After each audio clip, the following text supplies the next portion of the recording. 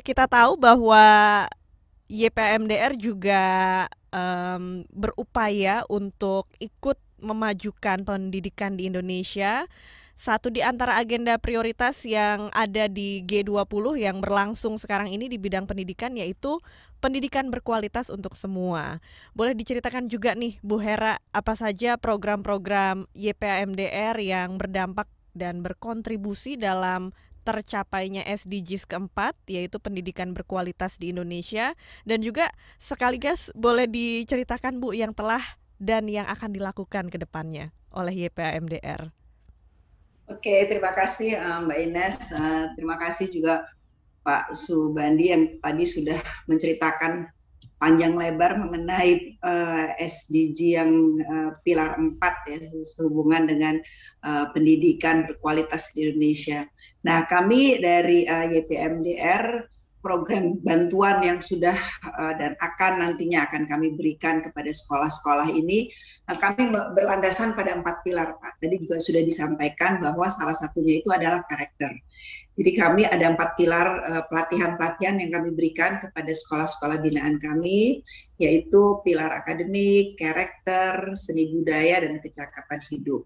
Dan tentunya pelatihan-pelatihan yang kami berikan ini juga yang harus terukur ya, dan yang memberikan dampak positif terhadap peningkatan kualitas pembelajaran di sekolah-sekolah, dan juga tentunya selaras dengan tujuan dari SDG. Nah, untuk diketahui rekan-rekan media, kami sudah membina kurang lebih ada 112 sekolah yang ada di 13 kabupaten dengan jumlah kalau misalnya kita tadi bicara mengenai guru, mengenai siswa, guru yang pada saat ini kami bina itu adalah sebesar 1.622 guru di 13 kabupaten tersebut, dan juga ada kurang lebih 24.000 siswa. Nah, kami menganut sekolah eskalator. Tadi juga sudah disampaikan bahwa pendidikan 12 tahun ini penting. Ya, jadi kami masuk dari tingkat SD, lalu juga SMP dan SMK. Kenapa kami masuk di SMK? Memang karena kami ingin bahwa lulusan-lulusan SMK ini nantinya juga dapat berkontribusi untuk pembangunan daerahnya. Nah, tadi disampaikan bahwa pendidikan ini harus paling tidak 12 tahun. Nah, kami juga berikan beasiswa untuk siswa-siswi kami yang dari tingkat SMP ke SMK paling tidak supaya mereka tidak putus sekolah. Ya, itu juga yang kami berikan. Dan tentunya sehubungan dengan itu, program-program yang kami lakukan, kita sesuaikan juga dengan keadaan yang sekarang ya. Jadi sekolah-sekolah kami ini mau nggak mau juga harus familiar dengan digitalisasi. Jadi kami ada program yang kami sebut dengan ICT Based School. Di sini tujuannya yang kita lihat itu adalah terwujudnya digitalisasi sekolah. Jadi kami bantu dalam jaringan internetnya, VSET-nya, terus juga ada perpustakaan digital. Kamu juga mempunyai program yang kita sebut dengan School Collaboration System, yaitu bantuan kepada guru-guru pada saat mereka melakukan pembelajaran, paling tidak mereka itu familiar ya dengan rencana pelaksanaan pembelajarannya. Dan mereka juga kita bantu mereka untuk membuat aplikasi media ajar interaktif. Jadi membantu guru-guru untuk melakukan proses pembelajaran. Nah, selain itu tadi juga sudah disampaikan salah satu tujuannya adalah meningkatkan kualitas SDM. Jadi karena misi kami ini adalah membantu sekolah-sekolah di daerah prasejahtera dan 3T, tentunya tujuannya adalah meningkatkan kompetensi daripada guru-gurunya. Nah, di sini kami juga selain guru, nanti kan ada impact-nya juga ke siswa. Nah, bagaimana kita bisa melihat dampaknya gitu. Dampaknya itu kita lihat dari prestasi yang diraih. Jadi alhamdulillah sekolah-sekolah binaan kami walaupun letaknya itu terpencil, mereka dapat membuahkan prestasi di tingkat nasional. Contohnya seperti kayak Olimpiade Sains Nasional, terus juga ada Olimpiade Guru Nasional. Nah, hal-hal sedemikian ini juga mendorong mereka untuk tetap melakukan inovasi. Jadi kita ikutkan mereka untuk lomba-lomba inovasi, baik itu yang dilakukan secara internal dengan juga Pemda setempat dan juga nasional ya. dalam hal ini kita juga diikutkan pada lomba yang diadakan oleh PT Astra International sehubungan dengan inovasi, yaitu untuk peningkatan kualitas daripada SDM.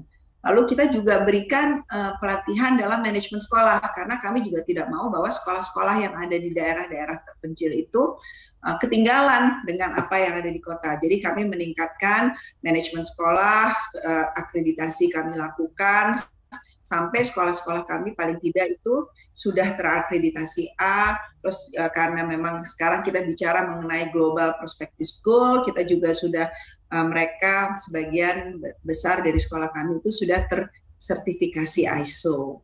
Dan tentunya mereka harus mendapatkan predikat sekolah adiwiyata.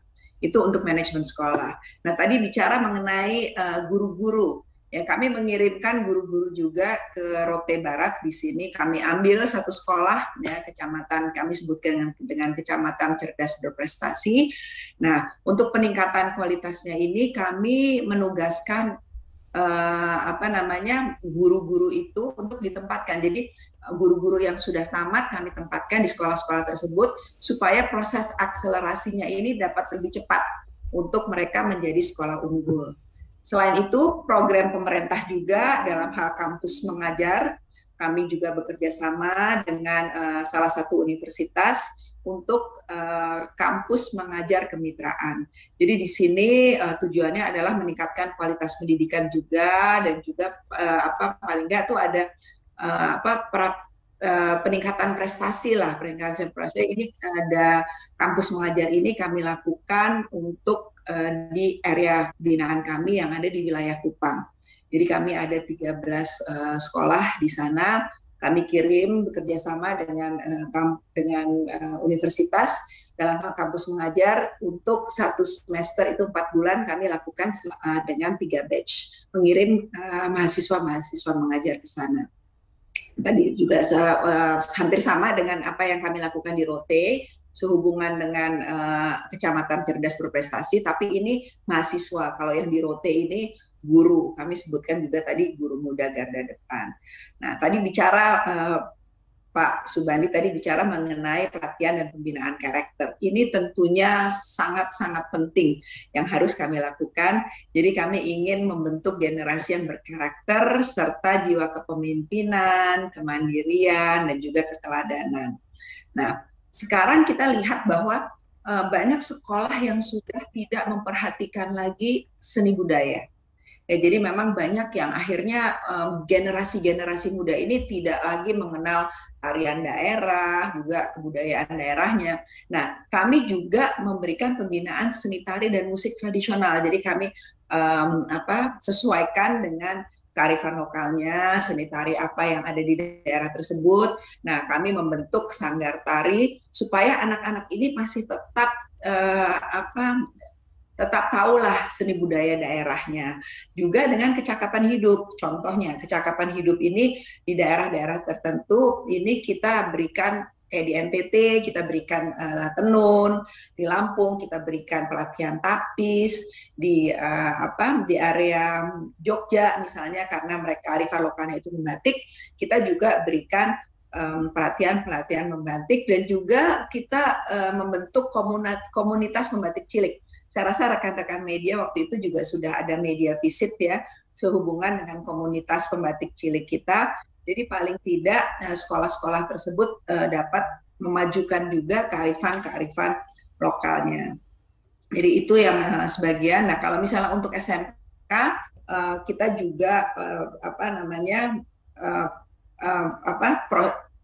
keunggulan ya untuk SMK kita juga inginkan bahwa SMK kita juga nantinya dapat memproduksi produk-produk yang sesuai dengan kearifan lokal, dan yang kami harapkan juga lulusan-lulusan SMK kita ini dapat menjadi UKM. Ya, jadi UKM kita setelah mereka menjadi UKM nanti kita juga kerjasama dengan financial institution supaya mungkin bisa membantu mereka dalam hal permodalan untuk menjadi UKM. Nah, kita juga selain itu karena memang selain pembinaan kita juga berikan ada bantuan sarana prasarana. Nah, tapi sarana prasarana ini kalau misalnya kita sudah berikan bantuan, tentunya perawatan sekolahnya kan pasti Nah, untuk itu kita juga bekerja sama dengan komite sekolah agar supaya komite sekolah ini mempunyai usaha supaya dapat memberi bantuan kepada sekolahnya dalam segi perawatan. Jadi kita membentuk usaha buat komite sekolahnya supaya paling tidak usaha ini menghasilkan untuk perawatan sekolahnya. Karena memang sebagian mohon maaf, sebagian sekolah-sekolah kita ini kita sudah bantu dalam hal sarana prasarananya. Jadi paling tidak memenuhi SPM-nya ya. Nah, hal-hal yang demikian nanti kita juga bekerja sama tentunya membentuk sinergi dengan Pemda setempat, dengan orang tua murid, dengan pengawas, dengan komite sekolah, supaya seluruh sinergi ini dapat juga kita bentuk untuk memajukan pendidikan yang ada di daerah prasejahtera. Kami itu sebenarnya sekolah-sekolah binaan kami tidak melulu harus berada di lingkungan Astra. Kami lebih mementingkan bahwa pembinaannya atau pelatihan dan pembinaannya itu terhadap sekolah-sekolah negeri, yang ada di wilayah prasejahtera, yaitu sesuai juga dengan aim kami ya, dengan misi kami, itu adalah sejahtera bersama bangsa.